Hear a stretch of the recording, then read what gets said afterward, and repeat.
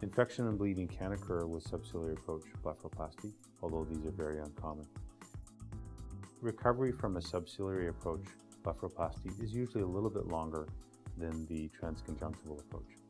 And that's because there is an external incision, skin and muscle is elevated from its original position, fat is removed and sometimes transposed, and overall the procedure takes longer and is a little bit more traumatic to the tissues. So most people are not looking their best probably for a couple of weeks. Most people take 2 weeks off work, and it's still required that they take 2 weeks off from vigorous physical activity. Because there is an external incision, it may take many months for that scar to start to mature and slowly fade.